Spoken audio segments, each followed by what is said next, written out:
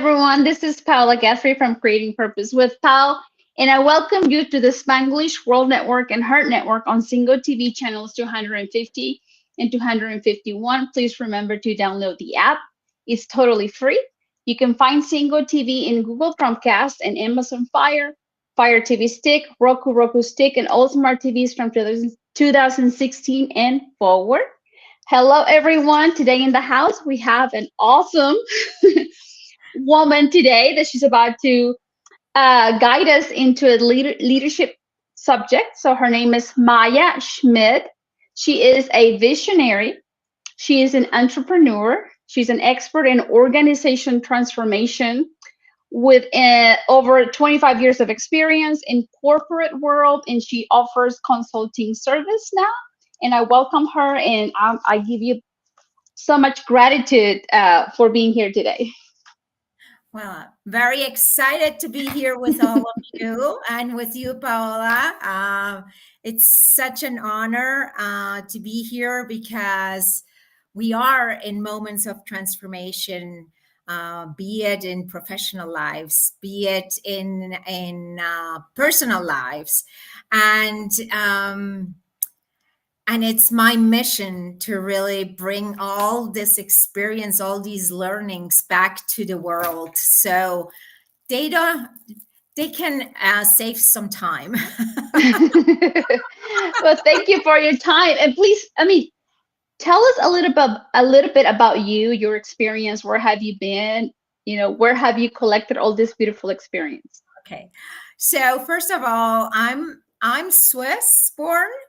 And I am Swiss, but I grew up in Colombia, in Cali, Colombia. So Colombian heart and Mexican by destiny, because I've been here for the past 24 years, almost 25 years. And I didn't start actually in CPG, in consumer goods. I started my career, my professional life in hotel management. So I've always loved people, and I always was there to solve problems, to structured and unstructured. But through when I did my MBA, I changed into consumer goods, into marketing. And for some reason, the world has brought me to structured and unstructured of companies like Coca-Cola, like CPC that became Best Foods and then Unilever Foods, Diageo, and it's been a great journey. I'm really grateful for all that. And what I've learned out of there, I was in marketing, but always on the innovation side. And what really caught me there was understanding people, consumers, shoppers, clients. That was my passion, and it's always been my passion. But through the years, I left. After 25 years, I left corporate to become a consultant, an entrepreneur. And I have to tell you, I pivoted because it was my natural way to continue with consulting on marketing, on business development and innovation. So I continued that. But soon thereafter, my coach said, Maya, you have to free up this time. You will get certified as a Berkman coach, which is like Myers-Briggs, like Hogan, it's assessments and all that. And I understood, while I'm getting my certification, I really understood why she insisted so much. Because with the Berkman method, I became aware of my ultimate passion, which is people development. And that's how, a lot of things came together. So I started into organizational development, giving coaching to executives, giving a learning, consulting new expats that were coming into Mexico to understand the social cultural part so they could be successful more faster. And I really enjoyed it, but there was still something missing. So while the pandemic, I started, even though I always did that as an organizational transformations, I certified myself at MIT with leading organizational change, at Wharton too, executive at Columbia University. And finally found my angle, which is my complete passion, which basically is to help leaders thrive through change in a successful way. And I really focus on the people, because only 30% of all change initiatives are successful implementing change in a timely manner. And so I went into addicting to really find out what was the real cause. Why didn't it happen? Where can I add value? Where can I help? Because I did it for 25 years. I always was the change agent. I was that person that I was 90% of people resist change. And I'm one of those 10% that don't resist change. But I had to face them. I had to face their rejections, their resistance, their obstacles to realize, because my role was to create new business units, to create new business models, to bring culture mindset changes into the organizations. So I had to really do something. I really had to know how to overcome those. So really reflecting back with all that experience and all those learnings that I accumulated throughout the times, with investments of classes, with looking at role models, I created a 6-pillar system. Okay. That is really the key to success. And you don't know what it is, but imagine if organizations need to change and people resist change, quite opposite things. We need, and change equals uncertainties, and people want certainty in their life because it's their basic need. After thirst, after food, after shelter comes security, which is equal to certainty. So it's a basic need. Yes. So the key to success is creating a certain environment within the workplace. Do you agree? Now that you're saying this, it's like, I love Simon Sinek. And one of his advice is, whenever you're going to bring your corporation for training, he says, bring only a few. Because the few that will get trained and bathe into this training and the transformation, ready to really create a change, are going to go back, and then they're going to, I'm going to say, positively contaminate others by saying, hey, guess what I learned? Hey, guess what I learned? And create that curiosity, I would say. And then those coworkers will look at this new model of what would be the right word, of this employee that is injected with so much goodness and energy and capability after the training, they would want to go do the same thing. And he said, and you do it just a few at a time in order to create a big change. Are we? Yes, we are aligned. It's okay. It is completely aligned. It's Okay. actually, what we need is, so people might think, okay, Maya, creating a certain environment, but certainty comes within individuals. When a leader is certain, he can pull the whole team behind him. And I do an analogy. Besides, I'm passionate about human behavior and all that, everything what's about human. I do show jumping with horses. And my analogy is, they are majestic creatures, very powerful creatures. But if you don't lead them, they won't jump.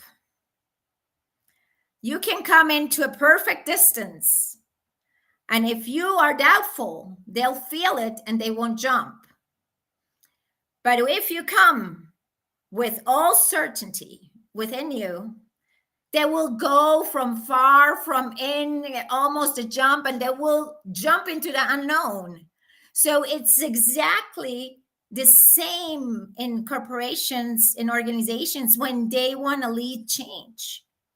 If the leader is certain, and certainty comes within you,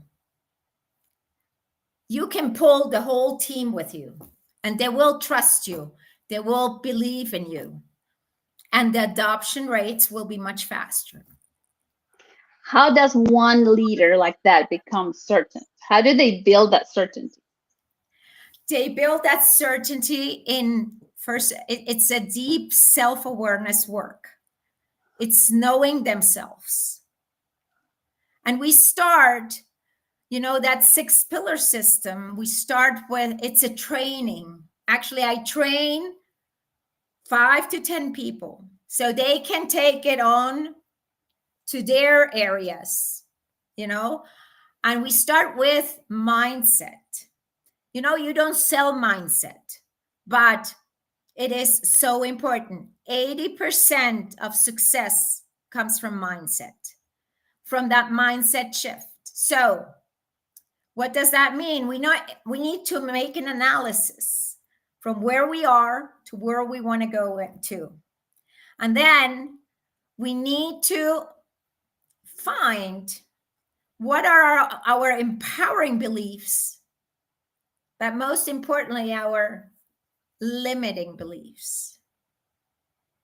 So when we do that analysis and we know where we want to go with the belief system, we need to start seeing why, and do some cleaning of those limiting beliefs, because generally the limiting beliefs are based on stories that we have told ourselves, and we believe them to be true, and we've made decisions, and that has shaped our destiny the whole life. Yeah. So I have here another example from my limiting belief. 25 years of experience in corporate world, doing changes, and changes from all sorts. So when I got out of corporate world, I did pivot between different consultings and different services, and everything stacked. But I didn't believe that I had enough experience to be a consultant until I unleashed it. And now I'm here to serve organizations because I want them, even though I love corporate world, it was sometimes suffering. And I don't want that to happen to the people that are going through change. And you know what the beautiful thing about learning about like those trainings that you give to these employees is that they get to bring it home. And Exactly. then they get to enjoy the workplace, the family workplace, and they also get to build the beauty within their families. And I think that right there is a true blessing that people like you get to do, that sometimes they might not be able to get a training somewhere else in their everyday life. If we are not aware of self-development trainings, there is no way that family will change. Yeah. Unless, like at that level. You know what I mean? It's like at the deep level where you're like, oh, wow. It's like, I'm capable of leading my team. I'm capable of working with my team. I'm capable of be accountable. I'm capable to be competent. And then that beauty, what I love about it is that they get to bring it home, and then Exactly. it's no longer suffering on one way or another. It's like you get to have both worlds as being a blessing in your life. And that's like, I Exactly. really like, I love it. Well, yeah, that is my real purpose, actually, because, well, I'm a single mom of two beautiful daughters. And sometimes I did get home, frustrated, intolerant, and all that. And I just don't want that to happen to many families anymore. Now I have a beautiful relationship with my girls, but if I look back, it's just something that, yes, and it's more productive. If, I started with mindset, then we go into purpose, which is really important to align your purpose with the company's purpose and see where we match and how we can match. And then we go into self-awareness and team awareness. And what that is so important is we learn to not only the behaviors that are seen, but we also get to know the need behind it. So, for example, one of the components that we measure, it's the Berkman. I use here the Berkman method, and is how do you communicate with your close team members and your loved ones? So I communicate pretty directly. So people might think that they need to communicate to me directly. But guess what? My need is to be communicated a little bit more diplomatically. So I live, I don't know that, I can't communicate it. And I live always in a stress behavior because my need is not fulfilled. So when we know this about us and about our teams, we can really bring out the best version out of it. And that exactly what you said can transcend into the work, from work into the home, and overall bring a better version of us into the world, and that's basically what I want, because then we can unleash the whole potential of people. And Yes. yeah. And whenever you learn, like you said, the mindset, that when there is a mindset shift, when you learn to know yourself, what I have found out, like from myself, is like the more I get to know me, the less selfish I become, and I want to help others. Yeah. It does. I know a lot of people talk bad about self-development. They said, that it's all about me, me, me, me. What about the others? What I've truly experienced is like the more you get to know you, the better you get attached, and you just want to serve. You want to like truly, truly serve whenever you become to find that ugliness within you. Like if I answer back at my mom here lately, it's a true story. She's visiting, and for some reason, we had a conversation, and the ugly side within me got out, and I was like, I question it. Why did that happen? And I analyzed, and I found the root, which what I think is the root. And when I found that root, and I was able to, do a little bit of healing, like just shifting my mindset, feeling that love, feeling that compassion for myself instead of feeling guilty. I'm still dealing with it. I'm like, wow, like it just, I don't know how to explain it, but it allowed me to want to serve more, to help others that maybe are dealing with that pain, but they don't know it there. Because I don't want the ugly side to be expressed. I want the ugly side to be loved, so they don't have to be expressed in a bad way. You know Exactly. what I mean? It's like, and now that you're talking about mindset, you teach them about the mindset, you teach them about how they get to know themselves. Right. It has to be done. It had to be done for me in order for me to feel that need to serve, to love even more, to be grateful at a higher level. Definitely. There is McConaughey. He says to be selfish, to become selflessness. Because when you work on yourself, then you can be your true self, and it's all about giving back. Because that is the beauty of us. I mean, and everyone can do this. This is not someone, I mean, it's just, we are all beautiful creatures. Yeah. That sometimes our experiences have put us in a, how do you say, in a cookie cutter yeah, exactly. mold. And exactly. Maya, I discovered this because I noticed myself going from, okay, I got angry, I didn't like that, so from angry I went to guilt, and I felt guilty because I answered back to my mom, and I know I made her feel bad, but then I told myself I don't want to be in guilt.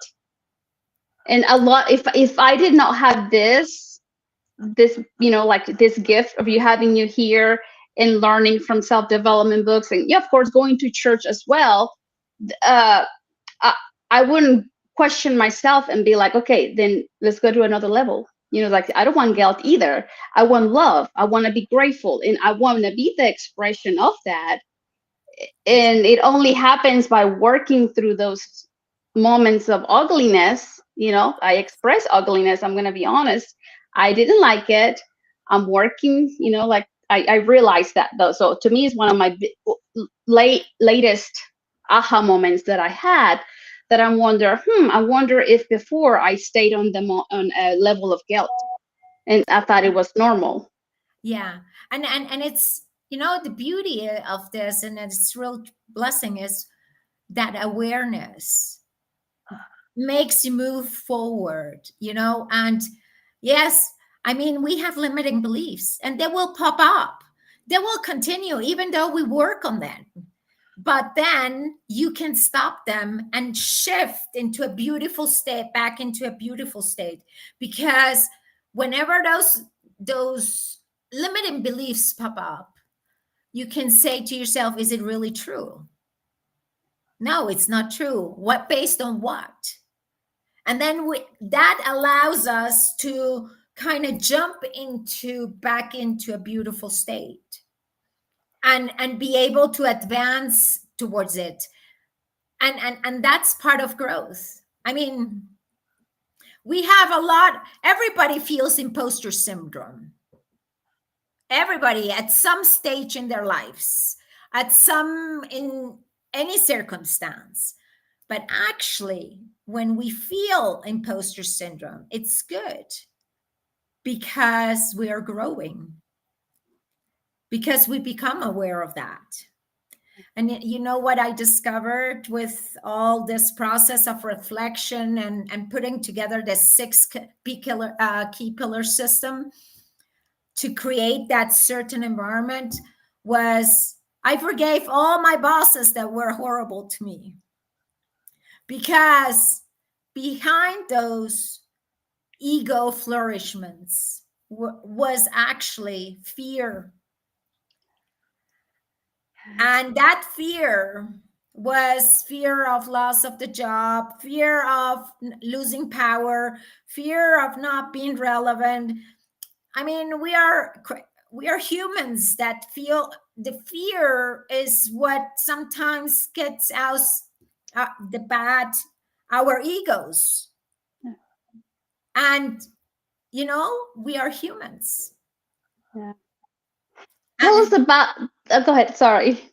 No, go ahead. Well, I was going to say, tell us about the levels of leadership now that we're talking about this, because I believe that's where we start. It starts with oneself, leading us before we can begin to inspire others. Yeah, I mean, at the center of it is consciousness. It's awareness. And it's, we all have the important thing is to recognize them. And, we are not perfect leaders. We are not, we need to learn. If we have awareness, then we can come into certainty, and then we can lead the others. And it's more as an inspiration. It's not an authority. You don't become a leader being authoritarian. That's manager stuff. That's not leading. Leading, you want to have you become a leader of leaders. And every single one is actually a leader within their own territory.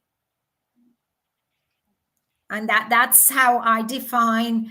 There is not really levels. There is always one that needs to take the anchor, the leading role. But in every single person that is in an organization, there needs to be a leader. And we need to recognize them as leaders. And it's collaborators. They are all collaborators, because I always thought, and that's how I led, that everyone, I did freeze, I think, but you're good. We can, we're the audio is still going. Okay, good. Is that everyone is part of a bigger brain, and that's why purpose is so important.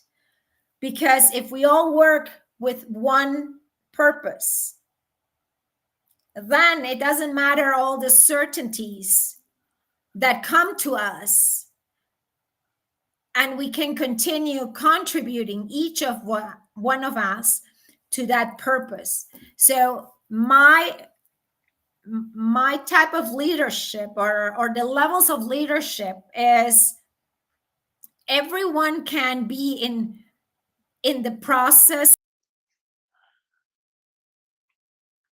Oh, maybe we lost her. You said everyone can be in the process. Maya, can you hear me? Maya will be coming back here in just a little bit. We're talking about leadership. She has more than 25 years of experience in the corporate world. Maya has beautiful experience in teaching and training. She's a consultant. She has created her own course. She travels around the world training other people. She has a multicultural background. She lived in Colombia. She's in Mexico right now. So she speaks, that I know of, English and Spanish. And she is here to talk to us about leadership, to guide us. I would love for all of you who are here. Leadership is not just about the corporate world. It's not only about the workplace. Leadership begins within us. Leadership happens within our family. When we plan these strategies that she's sharing with us in the family, then you will begin to see a stronger bond with the spouse, with your children. If you begin to guide them with the similar principles, you will be leading a beautiful team in your family. And whenever we implement that strategy, these techniques, your kids are watching, because they follow our behavior. Kids they won't do what we say, but they will do what they watch us, that we do.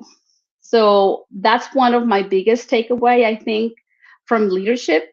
It's applying it in my home, teaching my kids about being accountable and being competent. It's one of the two main conversations that we have when things go south. When they don't do what they're supposed to do, we'll sit down and we have a conversation, and we talk about that we are a team, that we are required to be competent, that we are required to be accountable, in order for home, to work. Hello, Maya. Welcome back. I'm sorry. I don't know what happened. You are great. Yes, you are great. I was telling our beautiful audience that leadership concept is not only for corporate world, is not only for the workplace, but if we've learned to implement it in the home, in the family, just imagine how strong that team would be at home. Oh, definitely. It's a beautiful analogy, and as I said, every single person in corporate at home is a leader of their own lives. Yes. And I just got at the last part of your conversation about being accountable, being a team member, collaborator, being a communicator. Those are the skills of a leader, and really inspiring and being your best version and making the others, creating that atmosphere so others can also emerge in their best version. And that's, for me, leadership has a lot to do with creating trust and being trustworthy. Oh, yes, trustworthy. Yes. It has credible. If you are credible, you can achieve a lot of things and inspire others. And also be open to listen, empathetic listening. Oh my God. That is such a virtue. And not only listening, but getting into the feeling of others, really understanding. Give us an example of how to guide with empathy. Like when you think things are not going the way they're supposed to go, how do we have the, come to Jesus meeting with a lot of empathy and really learn to redirect, instead of feeling the anxiety, probably because you feel the commitment to the purpose and maybe things are not going your way. So how what would be a few strategies that you could guide with us to redirect with empathy? Well, an important thing is, first of all, listen out. Why, what was behind that it didn't happen? Here in Mexico, one of the things that I struggled when I got first here, then I learned, was people felt so responsible that they would come and put a bombshell into you 2 minutes before 12. We had to deliver a project. Yes, you did the follow-ups. Oh, everything is fine. Everything is fine. But 2 minutes before we had to deliver something, they would come up. Oh, it's not ready. What do you do then? So it's just to sit down. What went wrong? Why did we come to this, even though we had follow-up meetings before? And really listening out and be able to talk transparently. Okay. Listen out, be a safe space, create a safe space so they can be really transparent.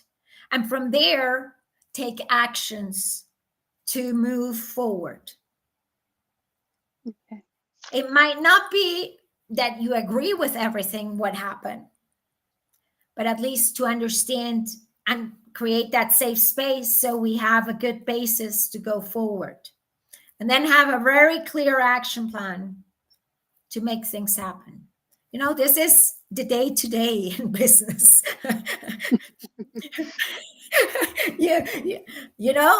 And to be the monster or saying, well, it doesn't serve anything.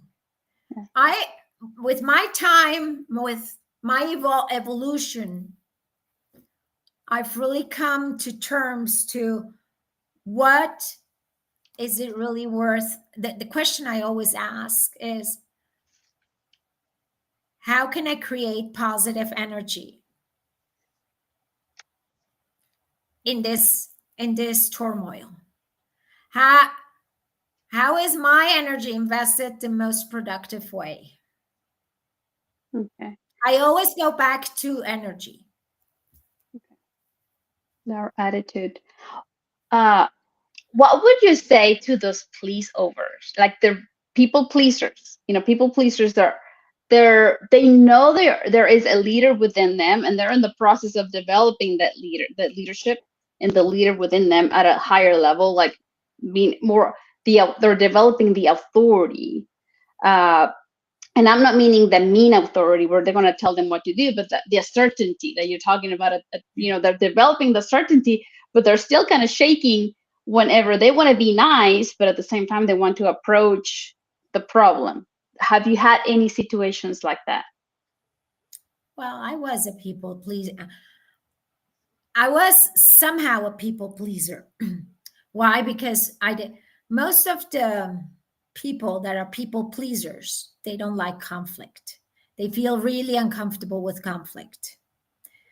And what I would say is, it's not about conflict.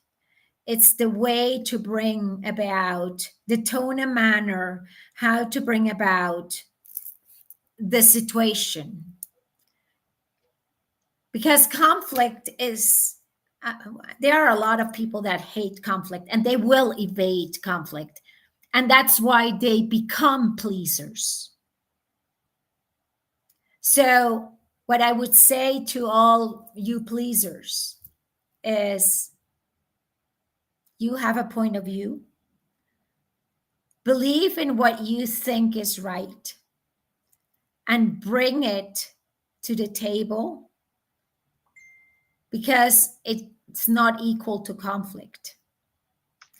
It's a limiting belief that if we might give our perspective, it might generate conflict. And it's not that way. Thank you.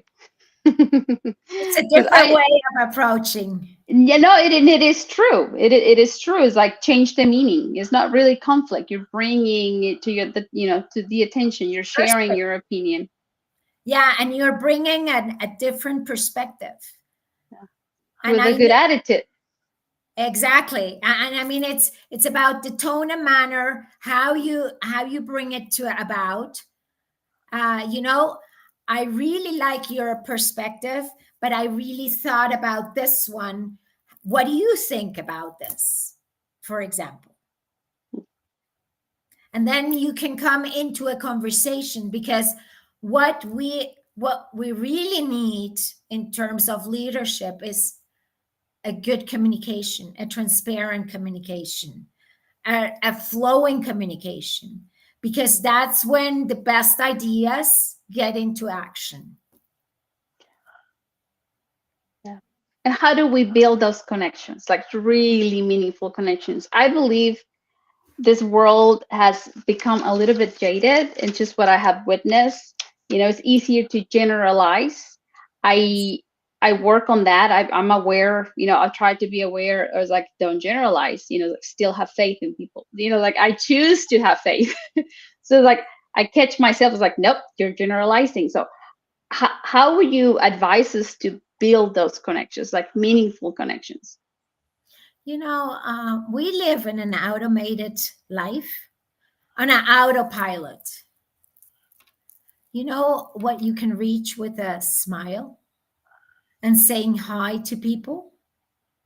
How are you? But not going past by and, oh, hi, and continuing. No, really looking in the eyes. There are very small things that you can do in a day's work, in a day's life.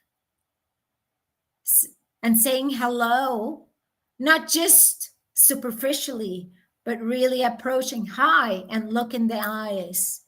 And that's, taking time of going over to a colleague and saying, how you doing? Because we are on the autopilot. We wake up, We might, we have our routines, and we forget about the beauty of just having a small conversation with someone. And especially in our teams, we spent 6 hours there, 8 hours, 10 hours sometimes. In Latin America, even more, because we like to socialize a little bit more. And sometimes we spend a lot of time there. And yet going from one meeting to the other, well, why not making a habit of every day spending 10 minutes with someone and knowing how they are really, and when you need to build connections. I mean, when you're in a new job, for example, take the initiative. It's not, let's put it that way.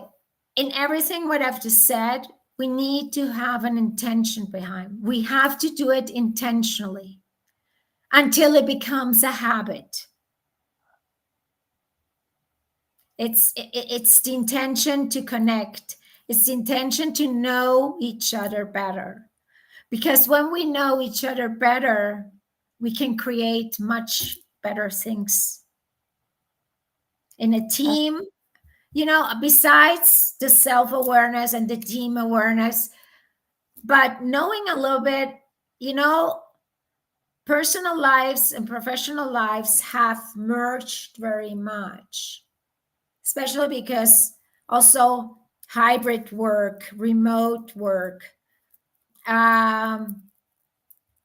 It was actually one of the key things that happened during the pandemic. That people started to have more one-to-ones to connect. And now that we're going back to the offices, we don't do that as much. We're getting back and it's really important to connect and build intentionally, initially, until it gets a habit. That is beautiful. Yeah, have the intention to build those connections. Yes, it's really, really important. Now, going back to leading with empathy, do you have any strategies that you might use in your everyday life that would ground us at that moment of uncertainty, that would keep us go back, help us go back to certainty? Yeah, I think the active listening and listening through the grapevines. We need to listen a little bit more, not the superficial one, but also, so what do you mean? What do you mean by that? So going a little bit deeper so we can understand where their point of view is coming from. Okay. And then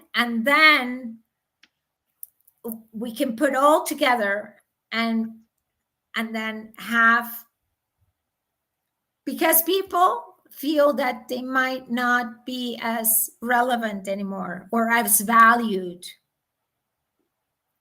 And empathy is the key to make them feel valued, important, interesting, and relevant. So it is I would say, one of the key competencies nowadays of leaders, to be empathetic. Do you think the lack of empathy is what makes people decide to move to another office, to another company, to go out the door with no regrets? Generally, why people leave, 70% is because of their bosses. It's because there is no great relationship, or because they haven't felt valued.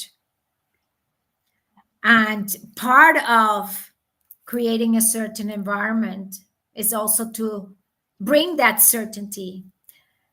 When change is happening, make them feel valued. and make them feel understood, listened to, so they don't go out shopping and go to our competitors. And they want to remain in the company. Recognition, it doesn't have to be always for a salary. An increase in salary or whatever. People are looking for be recognized in different ways. In very different ways. Maybe, giving self-education, having time, flex time. Flex time is real big. People want to have more time. And when you create empathy, when you create an environment of that certainty, you probably are more productive. And then you have more time for the relevant things, to connect, to bring the best, and give them also, bonuses on a hobby of them. I don't know. I mean, being flexible and listening to, felt listened to, is certainly a way of recognition. Yeah. And that's what a lot of companies still are struggling. They always say, well, Generation Z and millennials, they don't want to work. It's not true. They just have different needs. And we need to start listening in, because it's magnificent to have multi-generational workforces. Thank you so much for your time, for being here, sharing, your experience. It's a gift. So for all of our beautiful audience, the intention to connect, the act of listening is one of probably the main two ones that I'm taking away tonight. I took plenty of notes that I'm going to go over. So thank you so much. Where can people find you? Anyone here in our audience that wants to know more about Maya, where can they find you? Okay, you can find me, actually. I don't know if you see my mail, Maya's at mayattp.com. You can find me in LinkedIn under Maya Schmid. And you can find me also Facebook and Instagram, and it's Maya's and then Schmid all together. So I'm all there, and I would love to continue this conversation. I love I hope I brought you some little value there where I can make a difference in your leadership, in your environment where you are. And it's been such a great moment. Thank you, Paola, for bringing me on, and for letting me spread my mission, which I really want to bring value to everyone. You're so welcome. I appreciate your time and all the beautiful inspirational words that you said tonight. So I appreciate you much. Where can no, you tell us where we can find you, but how can you close tonight? What's a message you want to leave us with? I would love to tell the whole audience, including you, Paola, that you are beautiful souls, and everyone has a lot to contribute to this beautiful world. And we just need to find that golden nugget in us and diffuse it to everyone, so we can contribute to a much better world. And it's all in us. We don't go, yes, we need certifications. Yes, we need a lot. Obviously, it's a lot of work behind it in each one of us. But we have so much to contribute. And don't play small. Go out and really bring that to the world, because we are such beautiful souls. Thank you so much. Thank you so much. This show can also be heard on Spanglish World Radio Network. Please check out SpanglishWorld.ca for all news and programming Spanglish World.